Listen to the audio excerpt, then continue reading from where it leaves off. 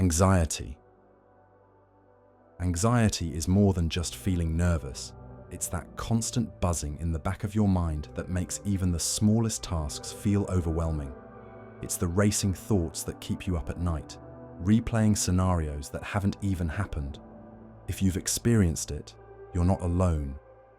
Anxiety is a normal response, but it can feel anything but normal when you're in it. Anxiety can take many forms, and understanding the type you're dealing with is the first step in managing it. First is generalized anxiety disorder, or GAD. This is when worry becomes a constant companion. People with GAD often feel anxious about everyday things like work, relationships, or health, even when there's no immediate reason to worry.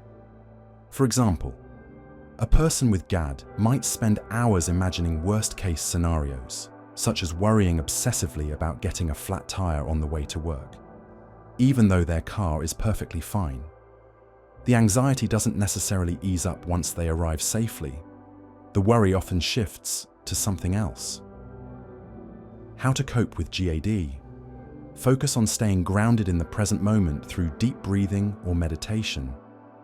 Techniques like observing your surroundings or naming 5 things you see can help. Write down your concerns and ask yourself which ones are within your control. Replace catastrophic thinking with realistic outcomes. Consider talking to a therapist or counselor who can provide tools to manage ongoing anxiety. Second is social anxiety.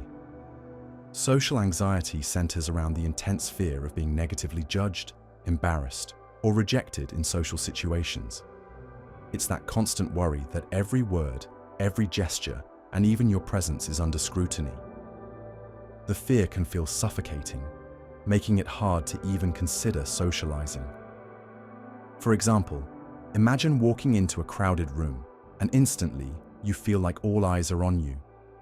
Every small movement feels exaggerated, your voice trembles, and your mind races with the thought that everyone is silently judging you. The thought of crossing the room to speak to someone becomes an overwhelming challenge, like a daunting task you just can't face. How to cope with social anxiety? Begin by engaging in low-pressure social interactions where you feel safe. This could be chatting with a close friend or joining a small gathering where you're not the center of attention.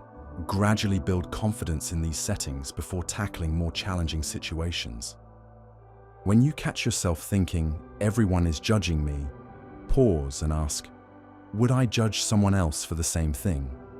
Most people are far more focused on their own lives than we realize, and often, we're our own harshest critics. Shift the narrative to something kinder and more realistic. Slowly push yourself to step out of your comfort zone. Attend a new social event or engage in conversations with unfamiliar people. The more you expose yourself to social situations, the less intimidating they will feel over time. Third is panic disorder. Panic disorder is marked by sudden, intense bursts of fear that seem to arrive out of nowhere. These panic attacks are incredibly overwhelming and often come with physical symptoms such as a racing heart, dizziness, shortness of breath, or chest tightness. The experience can feel like you're losing control or even having a heart attack, even though there's no physical danger. For example, imagine you're sitting at your desk at work, trying to focus on a task, when suddenly your chest begins to tighten, your heart races, your palms become clammy, and a sense of dread washes over you. The fear intensifies with each passing second, and you wonder if you're about to collapse. Yet, there's no immediate threat, just the crushing weight of the panic itself. How to cope with panic disorder? When panic strikes, focus on slowing down your breath. Inhale deeply through your nose for a count of 4. Hold for 4. Then exhale slowly through your mouth for a count of 4. This helps activate your body's parasympathetic nervous system, calming the immediate physical symptoms of panic. Remind yourself that while the sensations are real, they are temporary. Focus on your surroundings.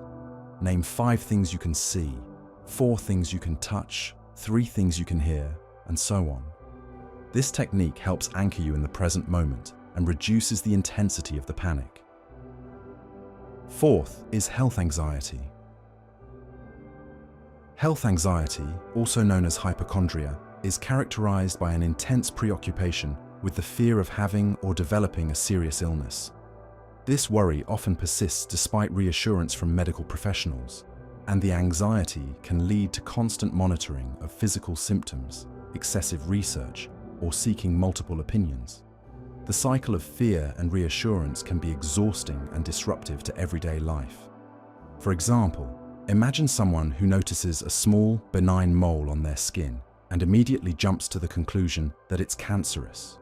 They might spend hours online researching symptoms, scanning their body for other signs of illness, and visiting multiple doctors, all while feeling increasingly convinced that something is seriously wrong, despite being repeatedly told that there's no cause for concern. How to cope with health anxiety. A key step in managing health anxiety is to reduce the time spent checking for symptoms. The more you focus on your body, the more likely you are to notice minor sensations and interpret them as dangerous. Instead, set boundaries for when and how often you check in with your body, and gradually reduce the frequency over time. Seek information only from trusted, evidence-based sources, such as your doctor. Avoid self-diagnosing or relying on forums and social media where misinformation can heighten anxiety.